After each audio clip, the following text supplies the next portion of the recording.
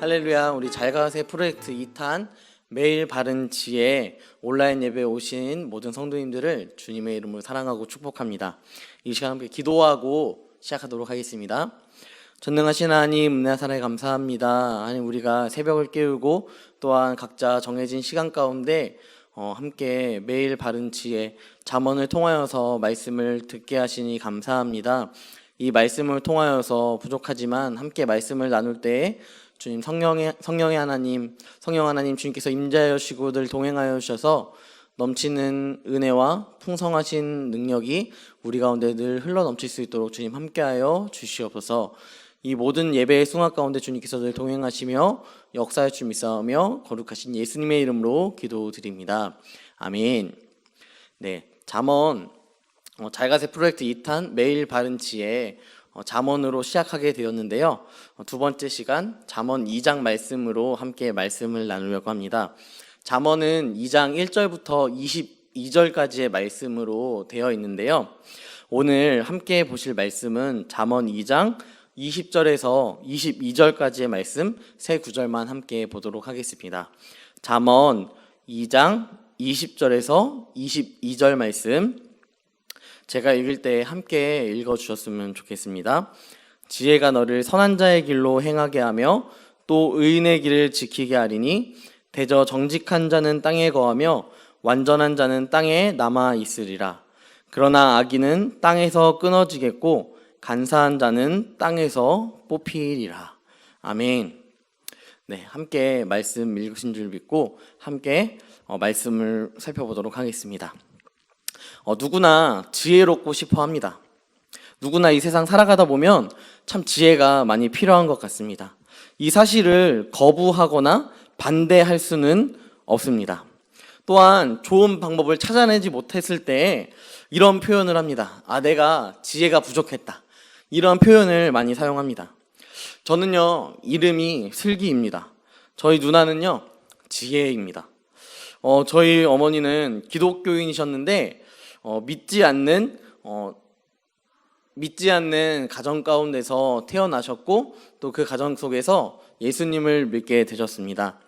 그러면서 저희 아버지도 예수님을 믿지 않고 살아가셨고 유교 문화가 굉장히 짙은 그런 가정에서 살아가게 되셨습니다. 그러면서 가정에서 원하셨던 저희 아버지 가족들이 원하셨던 것은 유교 문화처럼 돌림자를 사용하는 것이었습니다.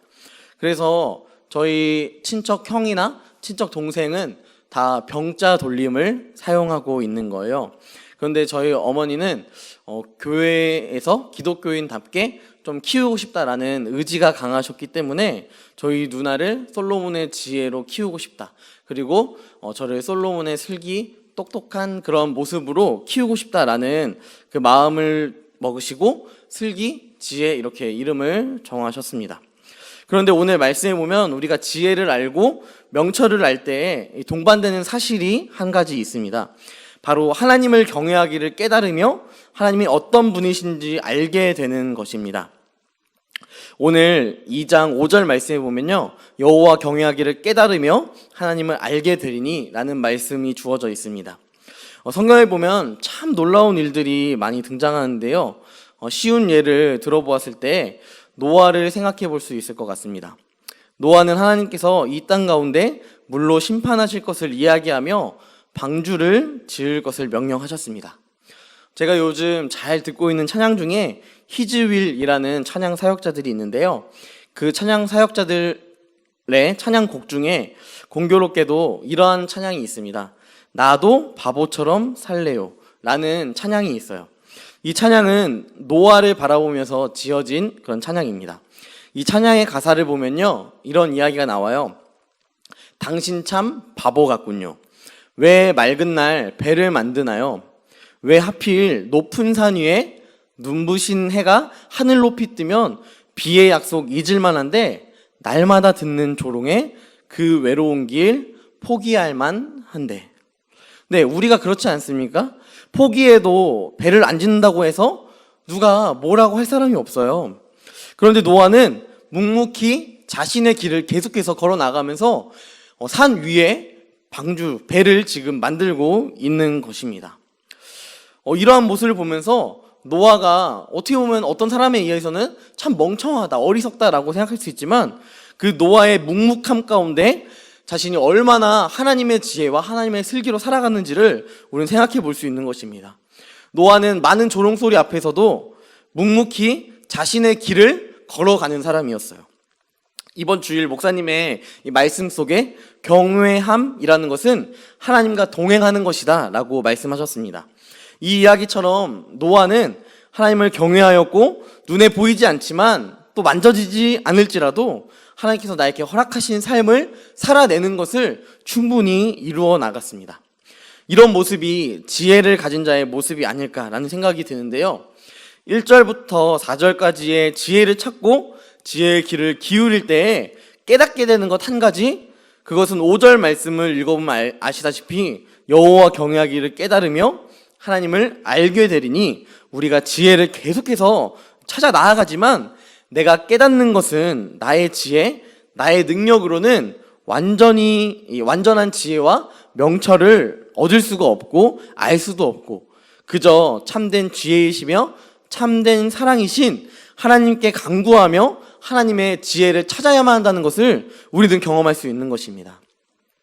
사실 지금 지혜를 이야기하고 있는 솔로몬도 동일할 것입니다. 솔로몬이 자기 자신이 가지고 있었던 이 지혜로 살아갔다면 그는 한계를 경험했을 거예요.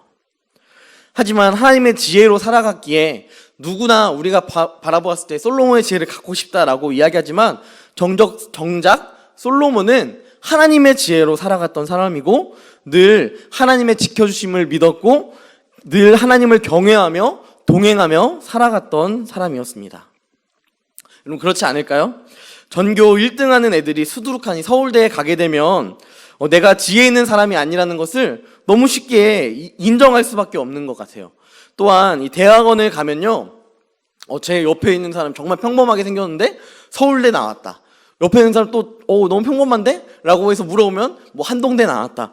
좋은 대학교를 나온 사람들이 너무도 많이 있는 것입니다. 그런 사실을 바라보았을 때 내가 내 우물 안에서는 되게 대단한 사람인 줄 알았는데 정말 세상 밖으로 나아갔을 때는 난 정말 하찮은 사람이구나, 정말 대단하지 않은 사람이구나 라는 것을 느끼게 되는 것이죠. 이런 것처럼 그리스도인들은 나의 능력이 아니라 나의 힘이 아니라 지혜를 계속해서 찾아 나아갈 때 내가 갖게 되는 사실 한 가지, 그것은 나에게 참된 지혜가 있는 것이 아니라 정말 하나님이, 내가 믿고 의지하는, 동행하는, 경외하는 하나님이 참된 지혜와 참된 사랑이 있으시다는 것을 우리는 다시 한번 상기시킬 수 있는 것입니다. 우리가 얻고자 하는 것, 혹시 세상의 지혜가 아닙니까?